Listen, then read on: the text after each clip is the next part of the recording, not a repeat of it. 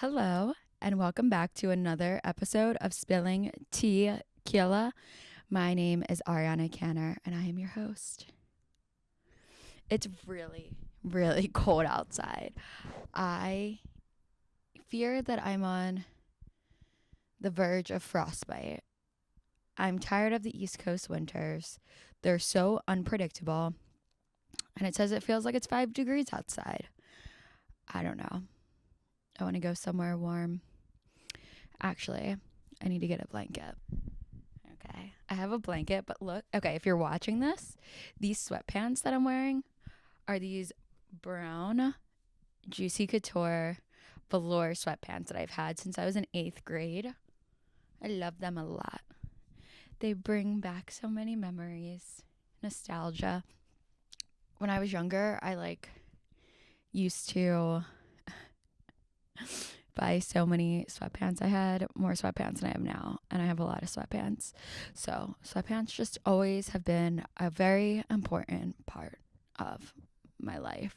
My poor mother, I would torture her starting in 5th grade for sweatpants that I wanted, and they were too expensive for us to buy because I grew up with a single mother and she was young, and I don't know. At that age, I really didn't understand the importance of a dollar, but I also didn't mind.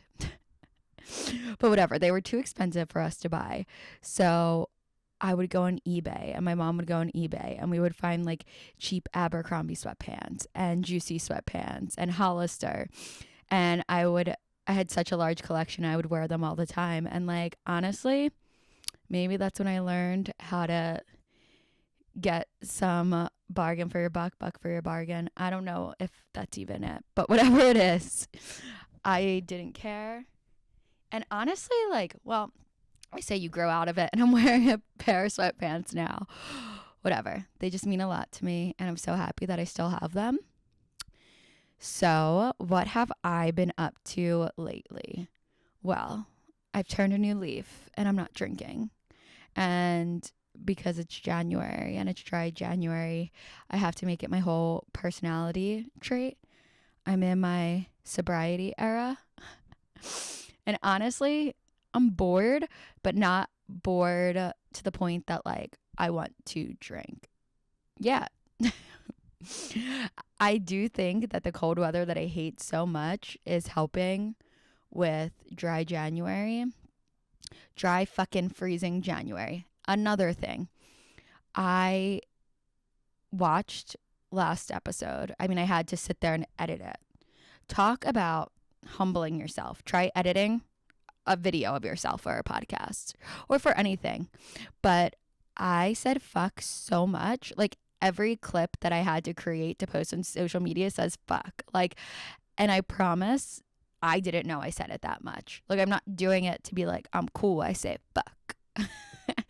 I don't know why I say it as much as I do. I'm going to try to be better today because in the reality of things, all we can really do in life is try to be better. So let's attempt. No promises. But yeah, so sobriety, I've been on my little smoothie kick, but I'm always on my smoothie kick. I'm seeing my stomach go down. I'm loving that. No alcohol, no bloating. I do feel though that my sleep is off. And of course I go on Google MD, and apparently when you stop drinking, your sleep is messed with. I don't know any reasons to support it, but it would make sense if there was some truth behind it. But I binge watched Squid Games, and I have to say I'm pretty pissed. I don't know if I should say on here why I'm pissed, but I'm not happy about the ending, okay? Season 2 of Squid Games, I'm not happy about the ending. It really threw me off, and I wasn't prepared to accept it. But apparently they're coming out with a season 3 in June. So bring it. Bring everything you got. Make a bitch happy again with your show. And it was really depressing, to be laying in bed in the dark, dry January, and binge watching Squid Games. You need to prepare yourself because this season is very, very, very depressing. And I don't know. I like couldn't watch it at night. I had to watch it during the day because I couldn't have like those thoughts before I go to bed. If you watched it, maybe you can relate, maybe you can't. I don't know. But today I wanted to talk about dating. I did another poll on social media, and the people, they want to hear the dating stories and the dating lessons. So I am ready to give the best advice that I have to offer. I have had a lot of experiences, and I own my humility in them, so I hope they can be helpful. I have never been the girl that sat there and thought, I can get every guy I want. I run this shit. No, that was never me. I started out as like a very young girl that had the biggest crushes on boys, and the boys never liked me back. It was like deny, deny, deny from a very young age. And I was like, damn, you know what? Am I even pretty? Like what? Like people say that I'm pretty, but the guys don't think it. And that shit humbled me and made me a little funny. I have had so many sad days crying over boys that did not want me. And it's even worse because my dad didn't want me. I promise I'm laughing at that. That sounds sad, but like to grow up with like a single mother and not have a dad, and then like the guys you're going after don't want you. Like I was like, what? I have daddy issues. Like I am fitting the perfect daddy issue picture. Help. How do I not have daddy issues? Daddy, come back. Actually, no, fuck you. Don't come back. Please. But yeah. So let's just get into the thick of it. This past week, I actually watched a really good movie. I watched He's Just Not That Into You, and that inspired me completely for an episode because that sentence is a word of wisdom. Instead of just trying to like find something that makes you feel better, like, oh, he just likes you too much. You're too good for him. No, we can have thicker skin than that, okay? We don't need to be so sensitive that we need to be let down lightly. I believe in the power of female, okay? We are strong bitches. We just get taught that we need male approval or there's something wrong with us, and that couldn't be further from the truth. Why not look at it this way? Like, oh, it didn't work out with this guy. Why can't they just not be your person? Maybe they're a loser. Maybe they're emotionally unavailable. Start accepting things for what they are. Maybe he has a girlfriend. Maybe he's talking to 5 other girls. Maybe he was going to cheat on you like crazy. So for him to leave you, that was the universe working out in your favor. Honestly, I really do think that one. Because I have let guys break my heart, and yeah, I say let because I gave the power for it to happen. I should have never put my heart into people's hands that I didn't trust fully to handle it, you know? But I've thought a lot of times to myself, the universe saved me, because once the like love goggles, the blindness wears off and you see this person for who they are, you're like, I don't like that person. That person was not my person. And I think the universe got you out of something that was not meant for you. So, hey, deny, deny, deny me. Because I know we hear this a lot in the world, like the right thing will never pass you. I'm living proof of that. I am so wild. Like, I mean, look, I think I'm a great person, but I definitely have like a really interesting personality, and sense of humor is just like what I live by, and I'm very sarcastic. I think fucked up things are funny. So like there's a side of me that is just like silly. We're not going to use crazy. My ex-boyfriends loved me for who I was. I didn't do everything perfect to gain those relationships whatsoever. So like being scared of texting a guy saying like, when will I see you next? How are you? Texting first, you know, asking how their day was. If that's going to scare a guy away, that guy is a little bitch and not your person. Those things will not scare someone away, the right person away. They will not scare the right person away. I have showed up to a guy's house I was talking to, threw up and peed in his bed, okay? I told this story before I left the peeing part out, but yeah, that happened. I was so drunk off of gin martinis, and he told me he cared about me so much and kissed me on the forehead the next morning. My ex-boyfriend got a colonoscopy, and I screamed it at a bar. And he loved me. Didn't want to let me go. I have done a lot of things that maybe could push someone away, but not the right person. The right person is going to love you for your best version of yourself, the worst version of yourself, and all the versions of yourself.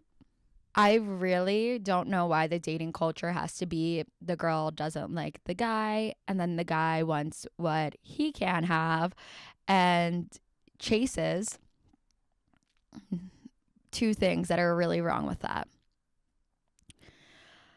If I don't like someone, I genuinely don't like someone. If I like someone, you will know it. I don't play games. I've had a few times where I was not interested in a guy, but like I thought they were a good person. So like I wanted to be nice to them and like maybe be friends, but I made it very clear that I was uninterested. And I actually got like attacked. Being told I was playing hard to get and I needed to stop playing the games and I knew what I was doing. I was like, oh my God, what? This is how I need to get every guy to like me? Just don't like them? Like, no, I don't care about every guy liking me. I will not do that. I'm not playing the games. I don't want to be with you. If I thought that I liked you, you would know. Especially in my anxious attachment days. You would know, trust me. And I don't think that's healthy for guys either. You need to love on yourself. You need someone who loves you and builds you up and makes you a better version of yourself. You don't need a girl that's going to treat you like shit, not care about using you because they don't like you. You don't want that. Like, guys get themselves into that situation and then they're like, well, you missed all the red flags too. And girls get themselves into it by playing the games. And it's like, how about everyone just cut it out? Let's tell our egos to stop being so, I almost said the F word, but I'm not going to, ridiculously sensitive. And if you like something, see if it's for you. If it's not, get back in the game. If you don't like something, don't waste anyone's time. Stay in the game. Is it really that difficult? I don't think so. I think the world would be a much better place if we could keep it real like that. And if you are emotionally unavailable, take a seat. Like, I know that when I'm not looking to date anyone, when I need to focus on myself, I am not going to just grab someone to like avoid focusing on me. That's not fair for you or the person that you're doing it to. Like, don't fuck with people's emotions. You don't want your emotions fucked with, so do not fuck with anyone else's. It's toxic, okay? And if we go into like the reasoning behind it, like I definitely had anxious attachment. I've had disorganized attachment. I've had avoidant attachment. I've had anxious attachment. And now I believe I'm at secure attachment. But I would say a lot of it was anxious, um, for like a majority of like my younger life. Um, Hence why, like I was saying, I would get denied by guys, and I would just like want them more. I really like needed to know within the first week if a guy liked me, and that wasn't okay because it takes so long to get to know someone. That instant connection feeling is scary as fuck, to be honest. Like, you can have that, but then like take time to get to know someone. Don't think you're just gonna sit there and meet the love of your life and everything's rainbows and butterflies. If that happens, incredible. But 9 out of 10 times you just sit there and you think you have all these connections with guys, and then they don't call you. That sounded like so personal. And then when they don't call you, you're like, oh my God, but we had that connection. It's like, no, you had the blinders on and you blocked out what was really happening because you created an image of what you want it to happen. With with anxious, and then I feel like I had avoidant, where like I was too scared. And when I had avoidant energy and I was scared, like I did like someone, but I was scared to say that I did, or I was scared to like text the guy first. I was scared to respond too fast. I was scared to like do anything. I was too scared to show that I literally had any emotion. And that spoke loud in itself versus if I was just myself and I was just like, hey, I like you. What's going on here? You know, what are we doing? I could have got a response back that made me happy, or I could have got a response back that told me I need to start looking elsewhere. But instead, I would avoid texting first. I would avoid asking questions. I would avoid showing emotion. And I feel like even if there were connections to have, I wasn't allowing them. Like, I was the one that was stopping things from progressing, and I did not recognize it just because my ego was too fragile and I needed to stop. I needed to become stronger and not be so sensitive. Because honestly, everything that hasn't worked out for me and has taught me a lesson has truly made me a better version of myself. If I had a world where I got whatever I wanted, I don't think I'd be wise, funny, creative. I'd be boring as fuck. Couldn't imagine that. So thank you, everything that didn't work out for me. I think that a lot of life is mind over matter. And if you start telling yourself that you're going to get denied more than you get accepted, that's a way you can, be stronger and protect your ego. Because if every relationship with every guy worked out for you, why would there be someone special out there for you? Or why would the ones, like, what's special in that? So if you tell yourself more things don't work out than do work out, you're kind of preparing yourself to like get in the game and not like look at every person you see and feel like, oh my God, could this be the one? Could this not be? What if we did this? Let me romanticize our entire future within the first month. How about you just sit there and say, normally it doesn't work. I'll be surprised if it does. Let someone show you who they are. Let someone prove themselves. Because who we are when we meet someone for the first time, we aren't our like realest, rawest self. Like, there's so many layers to us that like we have to feel safe to show people. You have to like, it's like what people say, like an onion. You have to unpeel the layers to truly get to know someone, and that takes time. I feel like every long-term relationship I've had, like as time went on, I realized how much I liked that person, and then I would realize maybe things that like I saw that made us like unable to work for the long run. But like that happened really over time. Like the respect was gained and grew over time. The things that like I knew wouldn't allow us to work out, I saw over time. Why is everyone? No one needs to know like everything. I don't know. It's a control freak dating culture. That's what I would say. And we can't control how other people feel, and we shouldn't want to. If you do that work for yourself, that's all you got to do.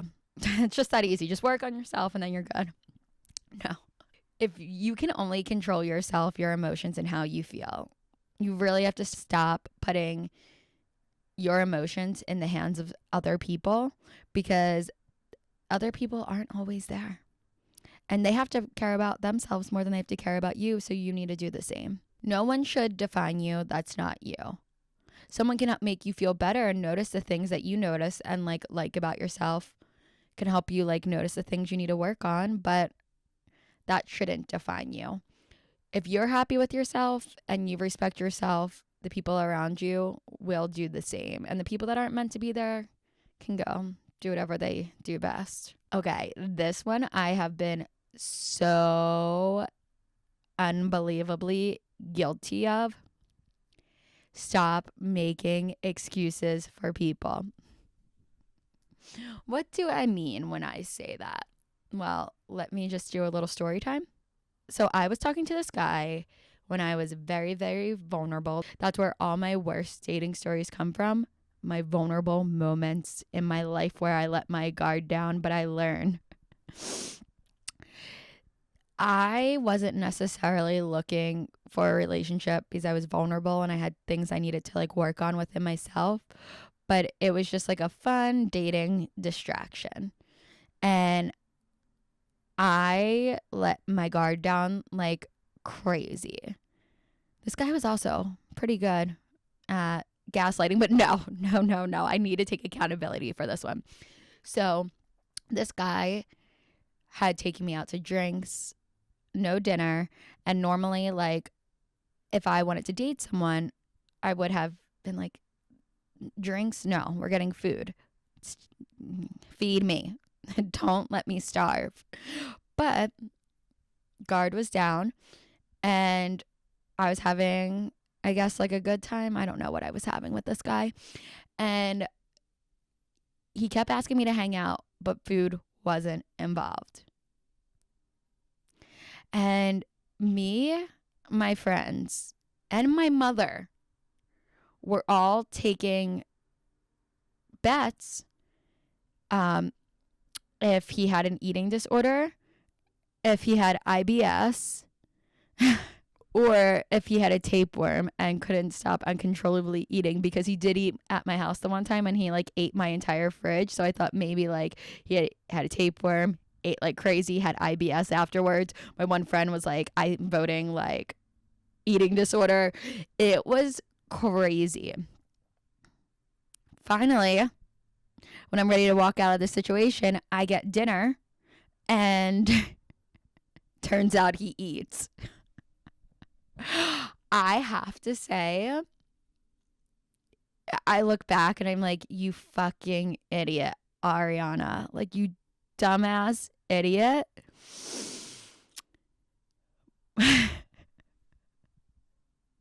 But that is what making excuses can do. When you make an excuse for someone, you can think of every reason in the world why something that you need, that is a non-negotiable for you, isn't happening, when in the reality of life, people know exactly what they're doing. And you should tell people what you want. Tell people how, you feel safe, secure, good to be treated. And if they can't do it, they won't. And if they want to, they will. What matters most is that you need dinners. You need to be fed. And if the guy does have one of those three things and can't eat, he likes you enough to still take you out and watch you eat, because you need to be fed. I think excuses need to be dropped for any type of relationship. If you feel a certain way, there is no making an excuse that someone else is going through a hard time, or this is wrong, or that. Like, no. Be selfish in that scenario and worry about what you want, what you need, what you're not receiving, and fucking get it. Get it from someone who will, or get it from yourself. I love, doing things for myself, because once you recognize the power of doing things for yourself, it's like that in no world is someone going to come into your life if they can't meet you where you're already at or more. Powerful. I want females to stop being sensitive with their egos. I want the girlies to figure out how to love on themselves before allowing anyone else define them. I think it's really scary to take time to yourself, and I can definitely make an episode about this. But it's scarier not taking that time for yourself and getting in these patterns of being denied, and thinking it's you when really it is you. But it's not that you're unlovable or not worthy of a relationship. It's that you need to put that time in to work on yourself and the relationship within yourself for you to be ready to be with someone else. Like, you need to prep. Dating is not for the weak. Falling in love is not for the weak. You need to make sure that you are the strongest version of yourself, because relationships don't always last, and you need to have that foundation within you that if a relationship ends at any point, you're sad, but you know you're going to be okay. Taking that time before to make sure that you like love yourself, you have that foundation, can save you years of work that needs to happen once a relationship ends. I have saw relationships end and people can't come back from it for years. Like, that happened to me actually in my like a very serious relationship I was in my early 20s. I didn't date or like even hook up with anyone for like 2 years after I got out of it, because I did not love myself in that relationship or prior, and it rocked my life. I had to find a whole new way of living, and it was just harder to do after experiencing that relationship. Like, if I would have taken the time to learn how to love myself, I probably wouldn't have been with that person. But if I did somehow wind up with that person and it ended, I wouldn't have been as down bad as I was. Like, I'm talking 2 years, maybe even a little bit more. I did not talk to guys, anything. And then I like, after those 2 years, I mean, I love that I took that much time to myself, but I was awkward as fuck getting back in the dating world, because it was just, we'll get into that another day. If people want to hear it, I will tell the story. It's a crazy one. They all are. But yeah, I hope that this episode helps you boost your confidence and take things slower and believe in yourself and love yourself. And any questions that you may have, ask away. Subscribe, please, on Apple, Spotify, YouTube. It really helps if you want me to keep creating this content forever and ever and ever.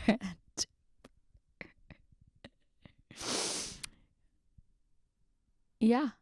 But please, all the feedback, I want to hear it. I hope you enjoyed this episode, and I will be back same time, same place next week. Mwah.